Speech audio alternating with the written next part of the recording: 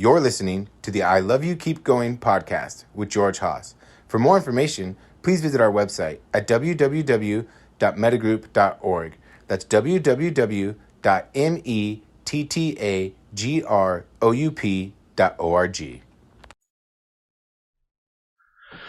So, welcome everybody. This is I Love You Keep Going. It is March 3rd, 2022. It's 7:35 p.m. Pacific Standard Time. And we had been talking about the Enlightenment track for quite a bit. And we're sort of shifting over to the preliminary practices and the attachment material that I like to teach as a prerequisite. And I thought maybe we would talk a little bit about mentalizing tonight. Or metacognition sometimes is what people call it, the ability to track your own experience, your own thoughts, and to understand how you've arrived at the conceptual reality that you've created. We talk about mindfulness of inside, mindfulness of outside, mindfulness of inside and outside from the Satipatthana Sutta.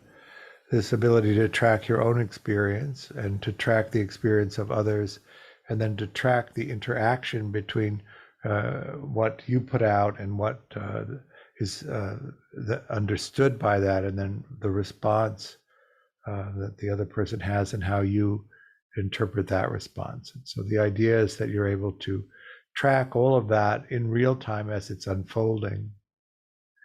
In the internal experience, of course, you're tracking the way that you take the raw data that comes in through the sense gates and how you interpret that, what you interpret that to mean, and then the responses that it leads you to, and then how you understand how other people form those experiences and present them, and how you interpret them. We know from attachment research that mentalizing is on a sort of what's the word I'm looking for? A range or a spectrum.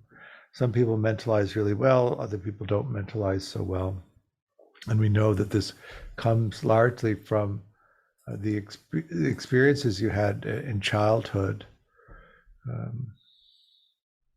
Did you have attentive enough caregivers who engaged with you and taught you how to mentalize, or did you not have that?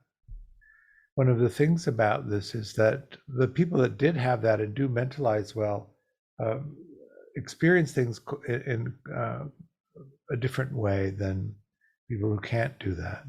They do understand what's happening, why they're interpreting in the way they're interpreting, and they have a sense of what it is that they would like to get out of it, out of the interaction, and then they tailor the way that they express themselves in such a way that it's furthering of the goals that they have in mind.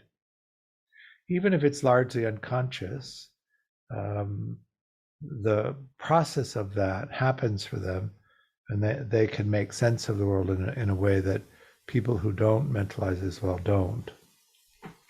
But on a scale of 1 to 9, secure people tend to mentalize 6 or higher.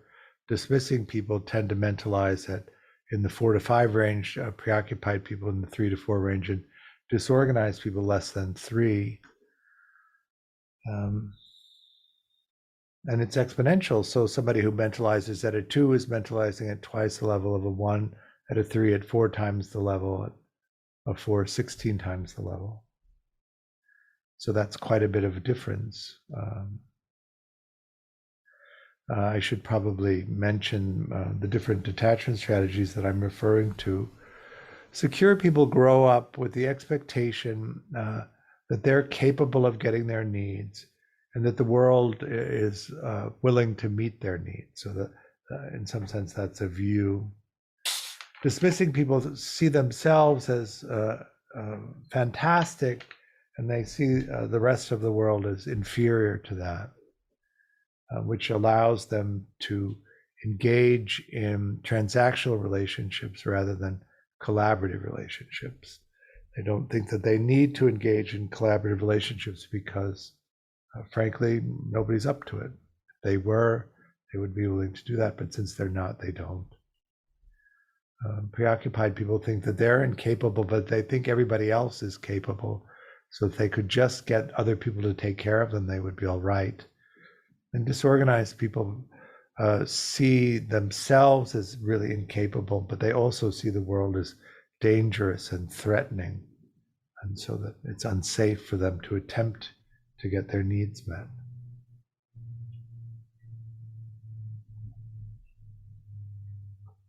If you could mentalize at a good enough clip to take in all of the data and understand how you're formulating it and how you're responding to the conditions of the present moment, and then also be able to take in and interpret how the other person is responding. You might not be able to hold a view that you're incapable and the world is a dangerous place that you should avoid, because you could see a different way of understanding what was happening. If you could mentalize better, you wouldn't necessarily see yourself as helpless and incapable, and that everybody else would be able to take care of you if you could just convince them. You would see that you could take care of yourself and do that instead. If you were able to mentalize well enough, you would see the advantage of having a collaborative relationship, which was actually intimate, to one that was purely transactional. If you didn't have the conditioning of early childhood that would have developed this range of mentalizing, then the idea is that you need to do it now. And that's one of the reasons why I think particularly Vipassana meditation is so useful for this, because it really, in some sense, could be called a process of mentalizing. In the Buddhist frame, we have the capacity to sense things. So we have the 5 senses that we're familiar with in the West: touching, seeing, hearing, tasting, smelling. And then we also have mind. Mind operates in a couple of ways. But in understanding this formulation of how we create experience, we have the capacity to sense, we have the object that can be sensed, and when there's contact, a consciousness of that sensing experience arises. But we don't have a mind, or really even the capacity, to just do a complete survey of everything that's in front of us.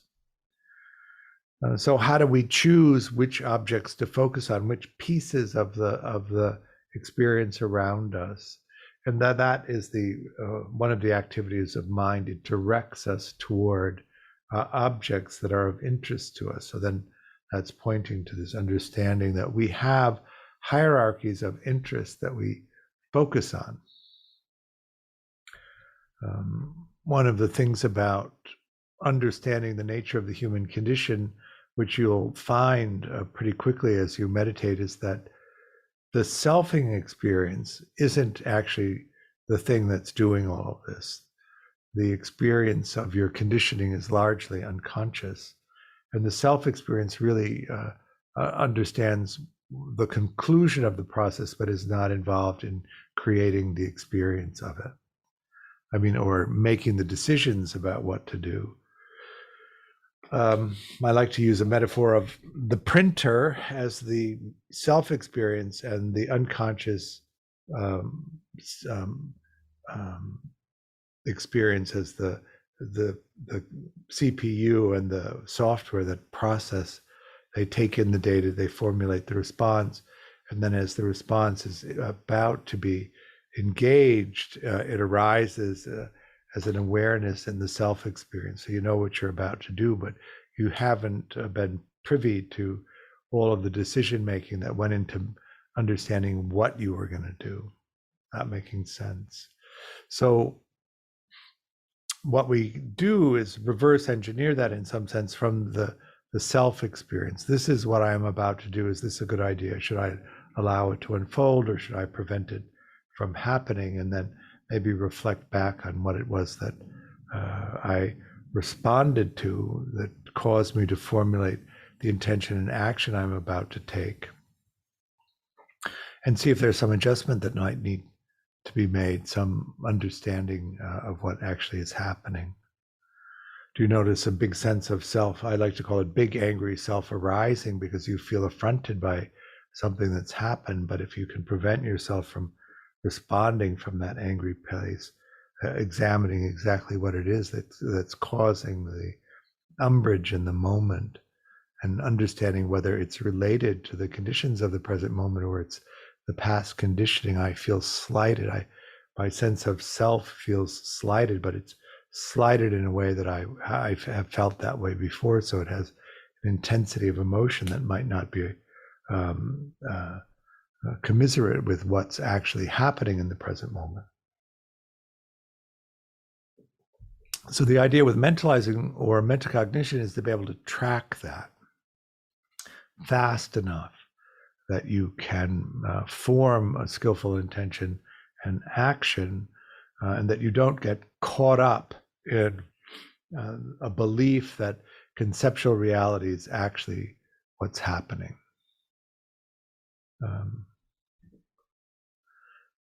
I think that's really the source of this sense of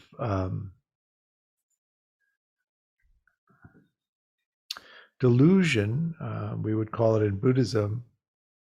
You lose track of the data that's coming in.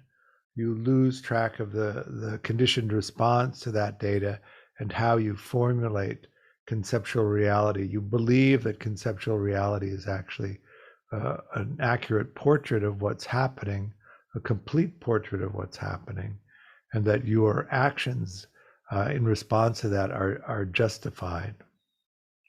That would be what we call delusion in Buddhism.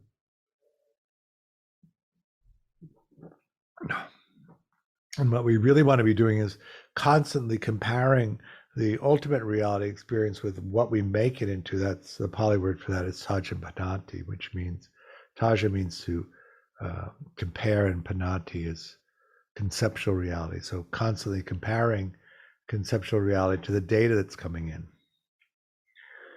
We do not take a universal survey of everything that's in front of us and then construct a working model that's an accurate depiction of that.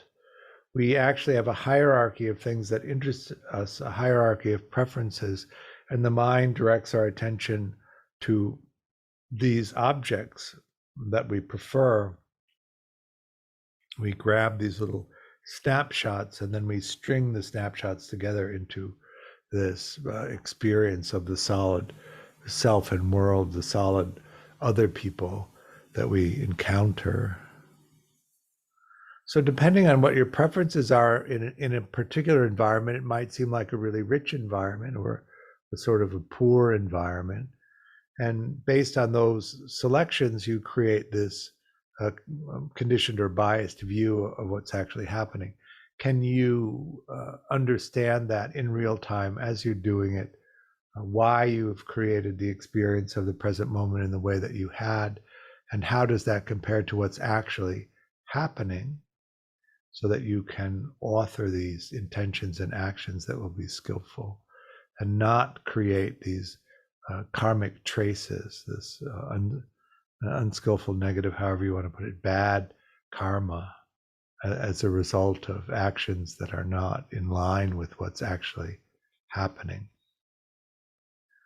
Is that making sense? So what we talk about it, or at least the way that I like to talk about it, is to understand the early conditioning and the kind of mentalizing that develops there, and then understand that when you come out of that earliest period of childhood before autobiographical memory actually arises, that the procedures that you use to create experience are being laid down, and that they're largely unconscious. So you don't remember the conditioning that led you to come to the conclusions that you did, or the lists of preferences. You just have the mapping of what those mentalizing strategies are. So when we look at that using the Peter Fonagy and Anthony Bateman model that came out of the Tavistock Clinic in London. 4 dimensions of mentalizing: spontaneous versus monitoring, self versus other, internal versus external, and cognitive versus affective. In secure people, those models are working pretty well, and in insecure people and disorganized people in a different way.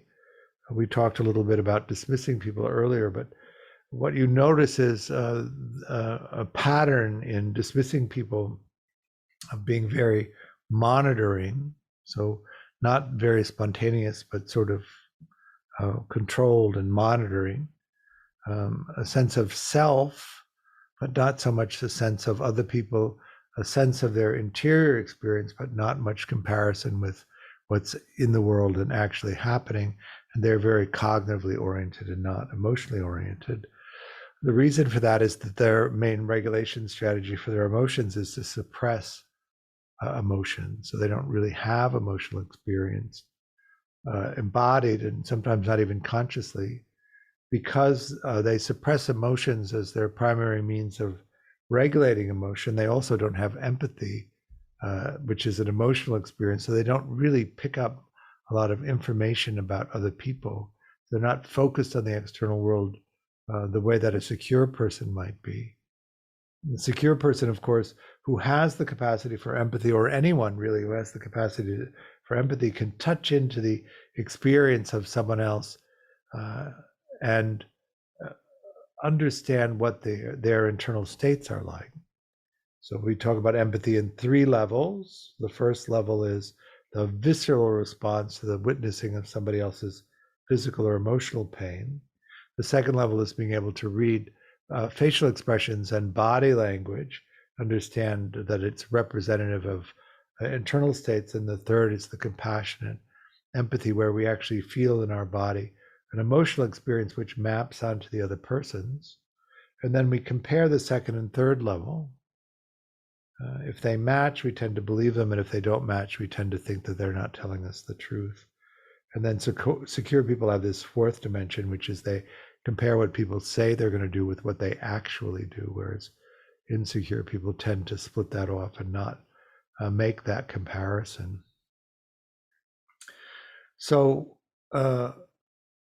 you see in the way that people mentalize this pattern that reflects the early conditioning, which is this profound neglect for dismissing adults, this rejection that they experience.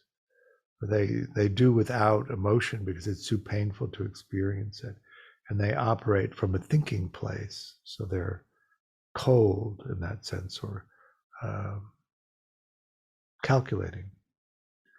Preoccupied people, it's the opposite of that, really. They're very spontaneous, but they don't monitor anything. They get very enmeshed with the experience of the others. They lose track of themselves. So they're other focused and not self-focused.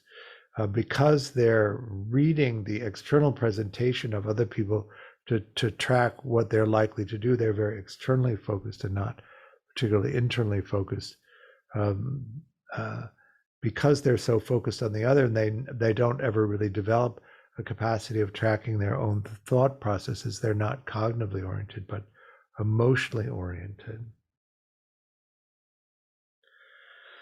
And then disorganized people can be all over the place. It depends on what the conditioning is for that. Some secure, some dismissing, some preoccupied. So when we talk about developing the capacity for mentalizing, particularly this early part of it is we're mapping onto the spontaneous versus monitoring and seeing if we can adjust them. You want to allow the whole experience to be, the whole experience of body mind to be completely spontaneous, and at the same time monitor the whole thing. Don't want to get swept up into the spontaneous side, get lost in thinking, and lose the monitoring, lose the meditation. But you don't want to get pulled so hard onto the monitoring side that you constrict or inhibit the spontaneous arising of experience. That's that balance. So Dan Brown, one of my teachers, might say, if you get swept up too much into the spontaneous side, you want to tighten down the mind. And if you get swept too hard into the monitoring side, so you shut down the spontaneous expression. You want to loosen it up. Then you want Christian. Kind of a big question, but so I don't want to derail too much. But I'm curious if you could talk about the sort of higher mentalization skills, because I remember I don't have the Dan Brown book on me, but when I was reading about sort of higher stuff on the reflective functioning scale, started to get a little bit, started to sound a little abstract, which I don't think is a reflection of my inability to understand good mentalizing, but I'm kind of curious about what the like higher skills that not even all secure people would have are. And I also have this sense that with greater mentalizing, you kind of are coming into a greater awareness of the subjectivity of yourself and others. And I would think that that would bring more doubt into your decision making, but it seems like it doesn't do that. It seems like it makes decision making in some ways more clear. So it seems like this kind of maybe I'm not presenting that idea how it really is, but that seems like it's kind of this tension. Well, I had actually planned on talking about that next week. Okay. Well, then I can wait for next week then. Because I wanted to do the basics first. Sure. But in Dan's book, he's talking about the Ken Wilber, Dan Ken Wilber and Carnegie? No, Angler wrote a book on the perspectives of consciousness in the 70s. I think that was quite influential. And the list that you're referring to is from there. So they have the basic, you have the middle, and then you have the advanced.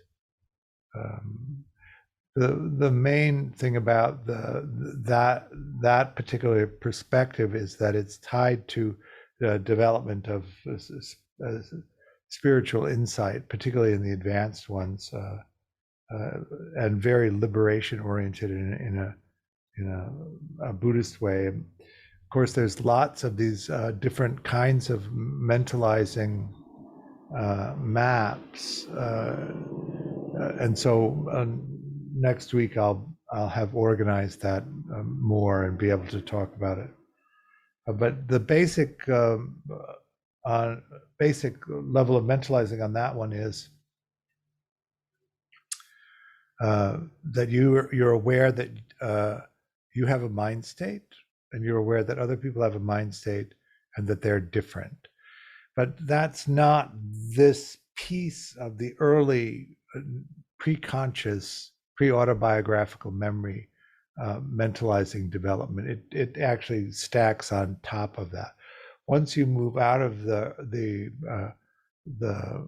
that period of life where there is no autobiographical memory, but you're still learning, into the period of life where there is autobiographical memory, then the dimensions that you're talking about begin. And the first one is that you have a mind state and other people have a mind state, and they're different. The second one is that you have a mind state that is responsive to other people's mind states, and other people's mind states are responsive to you. That's the mindfulness of inside, mindfulness of outside, mindfulness of inside and outside. Then you have an understanding that you actually can regulate your mind state through thinking processes. The next one is that you have an agenda which is different than other people, and other people have an agenda, and that you need to actually negotiate agendas. When you're comparing that to childhood, what you're really looking at is sort of 5, 6, that area, when the brain is developed enough that you can begin to recognize that, maybe a little earlier. But let's say it's time for dinner, and your caregiver has to make dinner, but you want to do something else, but you see that if you don't agree to allow that agenda to unfold, that there'll be no dinner. And so you negotiate how you're going to sit in the high chair and you're going to play with something while dinner is made and not be too fussy about it. That's the kind of thing that happens. And eventually you get to meaning making. How do you understand some of the things that you're doing that have more meaning than other things that you're doing, and can you begin to focus on the things that are more meaningful?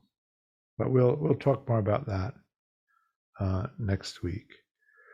I still want to talk about the earliest mentalizing piece, because everything sits on top of that, right? And if you don't have that well developed, then none of the other things are going to work as well. For instance, if you have no capacity for empathy because you suppress your emotions and you work only from these internal models that you create for yourself, which you don't actually verify in any way, it's going to be very difficult for you to accept that other people's mindsets have an effect on you, or that other people have an agenda that you should be willing to negotiate with. You'll just insist that your own agenda is the one that's what should happen, which is a kind of dismissing argument. If you can't really understand how to make meaning out of things because you don't explore very well, which is the preoccupied dilemma, and that's based on the failure to be able to mentalize your own experience in comparison to somebody else's, you also won't be able to do that, even though it will look differently. So in order to move up the ladder of mentalizing into the higher levels, you do have to get the basics down. So that's why there's an emphasis on that. Really, I'm talking about the mentalizing capacity of up to a 3-year-old, right, or a 4-year-old. When did your first autobiographical memory show up in your database? I am going to guess that I was 3 years old. I have a memory, but it's not a continuous stream of memories at that point. It's just a single one. And then I remember, for instance, one of the reasons I know that is my family moved to a new house when I was 5, and my mother had started me in first grade, in kindergarten, when I was 4. But when we went to the new school and I saw the kindergarten class and I was going to my first grade class, I asked my mother why she didn't send me to kindergarten. And she said that she had sent me to kindergarten, I just didn't remember it. And I really have very little in the way of memory of my kindergarten experience, or even my first grade experience, some memories of first grade. So second grade would mean that you're 7 or 8, except that I was sent early, so I was 6 and 7. So you can mentalize that if you examine what your experience was. So what we're attempting to do really in the practice of meditation is to develop these basic skills. If you use a basic Vipassana technique, the dimension that you're immediately working with is the spontaneous versus monitoring. Most of us at the beginning of meditation get swept up into the spontaneous side and lose the monitoring. Some people can concentrate pretty well. Maybe they've had some kind of training throughout life. Sports are pretty good for that, or some kind of yoga that allows you to concentrate, and then the mind is held too tightly and not a lot of activations happen. So we want to get that balance going. So that's the first thing you process. When you use Vipassana, of course, it's dividing everything up. So V means to divide, and Passana means to see clearly. You see clearly the nature of the human condition by dividing sensory experience up into its basic components. Um, you practice this spontaneous versus monitoring, and then you begin to divide up sensory experience into each of the sense gates to see those arisings clearly, pulling them apart and seeing them come back together, pulling them apart, seeing them come back together. So the first one that's easy to begin to pull apart is the cognitive part, or the thinking part, from the actual embodied feeling of emotion in the body, one dimension. Then you can begin to focus on self and other, and internal and external. Internal and external is a little bit easier. This is the internal experience of auditory thinking, visual thinking, and the emotional content in the body. And that's the external experience, the external sight space, external sound space, and how the body interacts with the world, which would include taste and smell. And then how does the internal experience form the sense of self? And how does the external experience form the experience of other people? So rather than focusing on individual sense gates, you focus on groups of sense gates to develop that aspect of mentalizing. Is that all making sense conceptually? So what I like to do is use a see, hear, feel technique, or Shinzen's basic technique, and in different patterns use it to explore and develop these capacities for insight. So you're doing a noting and labeling process, allowing everything to arise spontaneously, but continuously monitoring, which is the first one. Then dividing see, hear, feel up into basic internal and external. So focus in, focus out. That develops the dimension of internal and external in the individual sense gates. Then you can focus on the pattern of internal visual thinking and internal auditory thinking as cognitive, and then the emotion in the body as affective experience, develop that level of mentalizing. And then the entire combination of focus in as the self experience and focus out as the experience of other people. So you're punching all of the different dimensions of mentalizing using variations on a fairly simple Vipassana technique to track that. So I thought what we would do this evening is go through that process and see if you can have a sense of what that's like. Any questions before we begin? Christian?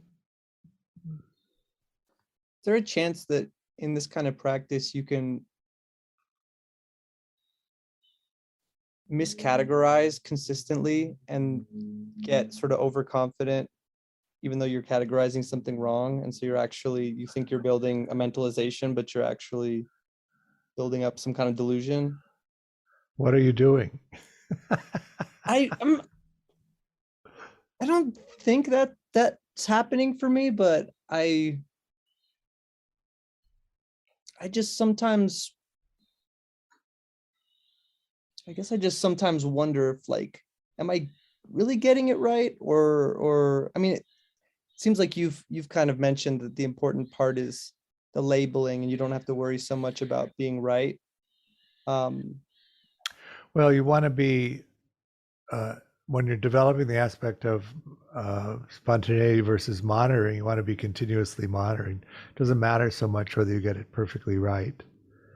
If you don't have good enough sensory clarity, you won't be able to tell. But if you do the technique and you're continuously monitoring, you will begin to develop more and more insight into the categorization that you're doing. And in that process, correct if you've made a mistake along the way. Yeah. So This question is probably just a big part of me wanting to poke holes in anything that I'm doing. So yes, that's a little bit of devil's advocate, which I've never done before. I know. So Shinzen calls it the three C's: concentration, clarity, CC and E, concentration, clarity, and equanimity.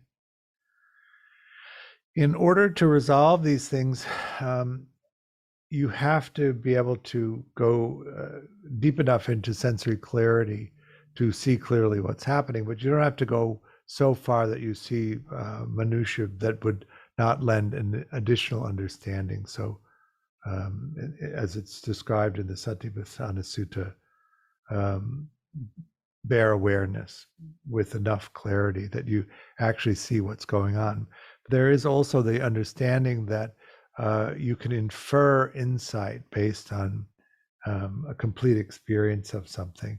You have a complete experience of something, you can infer that insight to all patterns of experience that are like that. You don't have to catch everything, in other words. You have to catch it enough so that you can see clearly what's happening, and then you can infer it so that you don't have to keep catching the same thing. So you can explore deeply in something, understand it well, and then infer that it applies across other experience as you move in to explore other experiences. So this process of vipassana is going deeply in these narrow focuses and then covering enough of the range of experience with these deep focuses individually, so that then you can see how they come together to form the sense of self and world, without having to in each moment map all of them, which wouldn't really be possible.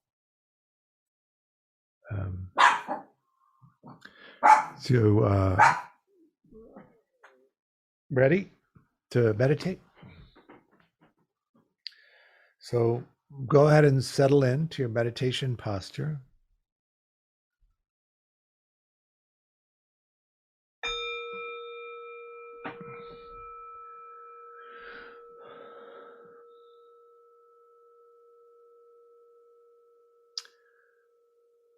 So any comments or questions about what we did?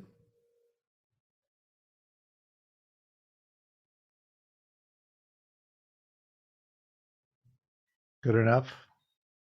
So thank you for coming. I offer the teaching on a dana basis. Dana is the Pali word for generosity. So I offer the teachings freely, but then I hope that you'll make a donation to us. There's a link to do so on the website. Any amount is helpful. Saturday, we're doing an I Love You, Keep Going day long on collaborative relationship systems. You could come as a couple or as a single person. You come as a couple, you can work with your partner during the day long. If you come with as a single person, we'll partner you up with somebody. On April 7th, we're starting a level 2 of the meditation and attachment stuff. At the end of April, we'll be starting a level 1.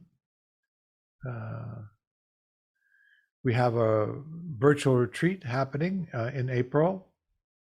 So 8-day virtual retreat, I think it is. What else is happening? I think that's pretty much it for the rest of the first half of the year. So it's all up on the website. Take a look. Thank you for coming, and I hope to see you soon on the path. Bye now.